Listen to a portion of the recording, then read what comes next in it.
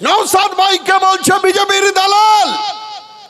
আমি এই সভায় আজকে মুক্ত মঞ্চে আমিনপুর বাজারে ব্যক্ত ভাষায় বলে যেতে পারি, এই বাংলায় যদি বিজেপির কেউ উত্থান করার মূল নায়ক থাকে, নায়িকা থাকেন, তিনি হচ্ছেন মাননীয়া মমতা বন্দ্যোপাধ্যায়।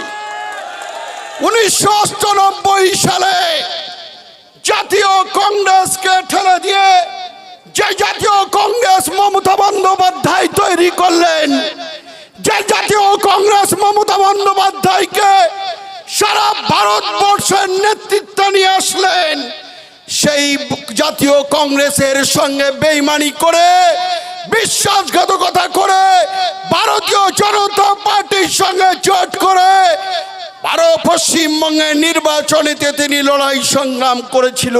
সেদিনের কথা আমরা ভাবিনি।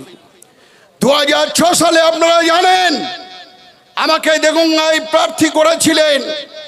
এই ফলতি বেলেঘাটা, শাসন, দাঁতপুর, এই অঞ্চলগুলো দেগঙ্গা বিধানসভার মধ্যে ছিল।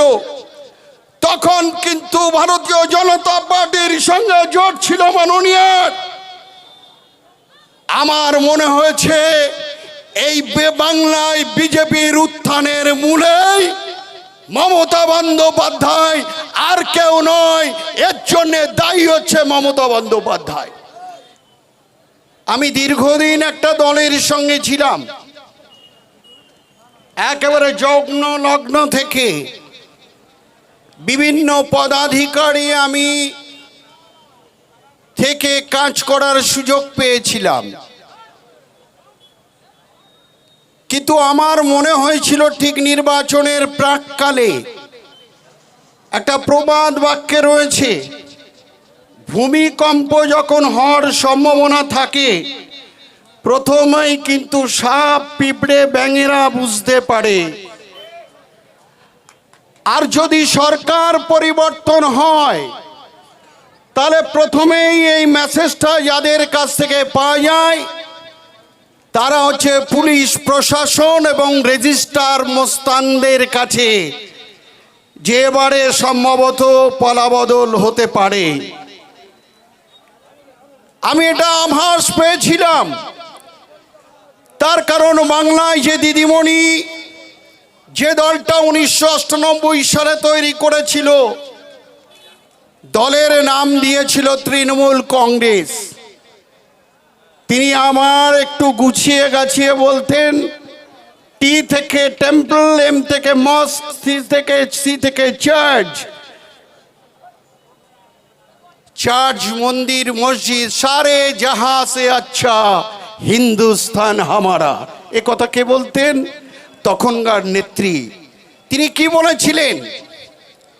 যে যারা তৃণমূল স্তরে দলটা করে তারা সম্মান পায় না, যার জন্য আমি এই জগদ্দল পাথর বামফ্রন্টকে সরাবার জন্য ঘাসের উপরে জোড়া ফুল সর্বভারতীয় তৃণমূল কংগ্রেসের আমি দল প্রতিষ্ঠিতা করলাম। গতকাল একটা প্রেস মিডিয়ায় দেখছিলাম, অনুব্রত বাবু বলছেন, অনুব্রত বাবু কি বলছেন, যে আমরা বীরভূম থেকে মুড়ি খাইয়ে, বিস্কুট খাইয়ে 50-60 হাজার কর্মী নিয়ে কলকাতার শহীদ দিবস পালন করতে যাব। মঞ্চের সামনে আসন অলঙ্কৃত করে বসে থাকবে যত নায়ক নায়িকা, হিরোইনরা বসে থাকবে, আমরা থাকতাম ব্রাত্য। এ কথা কে বলছেন? অনুব্রত বাবু, যিনি বলতেন চড়াং চড়াং, নকুলদানা ইত্যাদি ইত্যাদি সম্ভাষণ করে মানুষকে চমকাতেন, ধমকাতেন। আজকে সেই দলের 2026 সালে এত উন্নয়ন করার পরেও আমি বুঝতে পেরেছিলাম এই দলটার পতন হতে চলেছে। তার কারণটা কি? অহংকারে পরিপূর্ণ হয়ে গেছে। মানুষকে মানুষ বলে গ্রাহ্য করে না। যে মানুষের দোয়ায় আশীর্বাদে মেহনতে আজকে এই দলটা দীর্ঘদিন পরে ক্ষমতায় এসেছিল 2011 সালে, নাম বলেছিল মামাটি মানুষের সরকার। আমি অকপটে মেনে নিচ্ছি, উন্নয়ন হয়েছে, সাধারণ মানুষের উন্নয়ন হয়েছে, কিন্তু পার্টিটা যে একটা রেজিস্টার্ড টাউটারদের হাতে চলে যাচ্ছে, এটা অনেক আগে থেকেই আজ করতে পেরেছিলাম।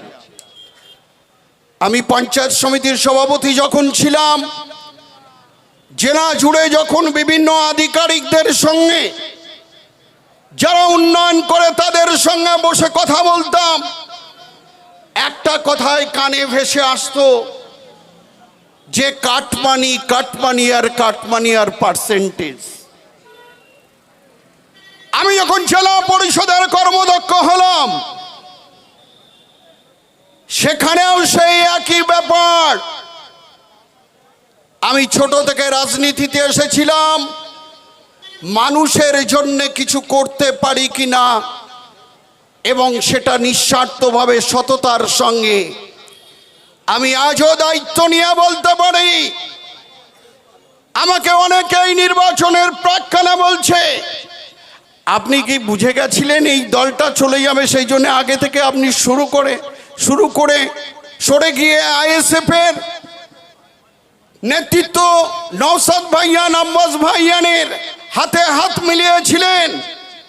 আজকে হাত মিলিয়েছিলেন বলেই টিম থেরাপি থেকে আপনি নিস্তার হয়ে গেলেন। এ কথা যখন শুনি আমি ভেবেছিলাম ধর্মের কল বাতাসে নড়ে। আমার আভাসটা, আমার অনুমানটা, আমার অনুধাবনটা ঠিক ছিল বলেই সঠিক সময়ে একজন সঠিক নেতা, যে পিছিয়ে পড়া মানুষের কথা বলে, যে আদিবাসী মানুষের কথা বলে, যে শ্রমজীবী মানুষের কথা বলে, বৈধ ভোট যখন বাদ চলে যায়, ডিলিটেড হয়ে যায় এবং অ্যাডজুডিকেশন হয়, যার আন্দোলনের কণ্ঠস্বর সারা বাংলায় প্রতিধ্বনিত হয়, যখন ওয়াকফ যে আইন অ্যামেন্ডমেন্ট হলো, সেই আইনের বিরুদ্ধে নিখাদ আন্দোলন করতে গিয়ে একটা নিষ্পাপ ছেলেকে 47 দিন জেলে ভরে সেদিন থেকে ভাবতে শুরু করেছিলাম, এ বাংলায় যারা প্রকৃতপক্ষে লড়াই করে তাদের কোনো জায়গা নেই, শুধু এই দলেই আমাদের আর ঠিক না, এই দলটাই আমাদের করতে হবে।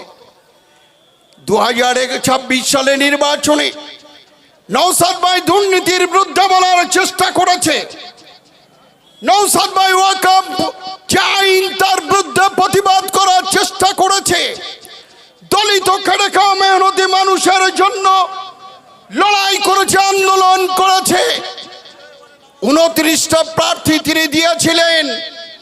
আমরা মানুষকে যখনই বলার চেষ্টা করেছে, আমাদের নওশাদ ভাইয়ান যখন বলার চেষ্টা করেছে, তখন কিন্তু আমরা বাংলার মানুষকে বোঝাতে পারেনি বলেই আজকে বিশ্বজিৎ বাবুর মানুষের মতো কাজ করা মানুষ হেরেছে। আজকে পিয়ারুল বাবুর মতো একজন কাজ করা মানুষ আমরা বোঝাতে পারিনি বলে হেরেছে। আজকে প্রতীক মণ্ডল কাজ করার জন্য এগিয়ে এসেছিল, প্রতীক মণ্ডল হেরেছে। আমাদের একটা তকমা দিয়েছিল নওশাদ ভাইয়ানকে, বিজেপির এজেন্ট হিসাবে কাজ করছে। আমাকে অনেকেই বলেছে বিজেপির কাছে অর্থ নিয়ে মিন্টু শাহজি তৃণমূল কংগ্রেসকে হারাবার জন্য চেষ্টা করছে, কিন্তু আমাদের লড়াই ছিল নিখাদ লড়াই। এ লড়াই বাংলার মানুষকে বোঝাতে পারেনি, আমরা ব্যর্থ হয়েছি। রেজাল্ট 4 তারিখে কি দেখলাম? 207টা আসনে ভারতীয় জনতা পার্টি জয়লাভ করেছে। সর্বভারতীয় তৃণমূল কংগ্রেস 80টা জায়গায় জয়লাভ করেছে। করেছে। আমাদের নওশাদ ভাই একটা মাত্র আমাদের জোটে দুটো প্রার্থী জয়লাভ করেছে, আমাদের নেতা নওশাদ সিদ্দিকী এবং একটা বামপন্থী দলের বিধায়ক, আর জাতীয় কংগ্রেসের দুজন, আর জেউডি থেকে দুজন। এই 294টা আসন মানুষ রায় দিয়েছে, আমরা সেই রায় মাথা পেতে দিয়েছি।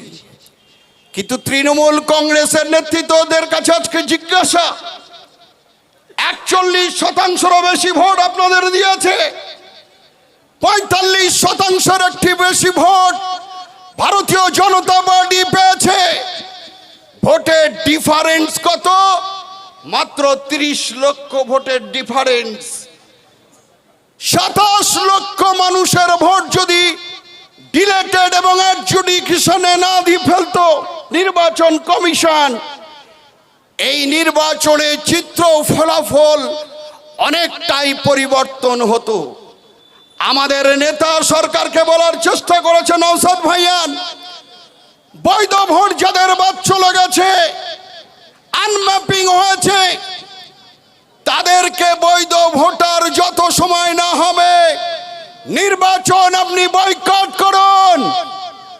নওশাদ ভাইয়ানের কথা তখন এই বাংলার শাসক দল নিইনি, মমতা বন্দ্যোপাধ্যায়রা নেয়নি, অভিষেক বন্দ্যোপাধ্যায়রা নেয়নি।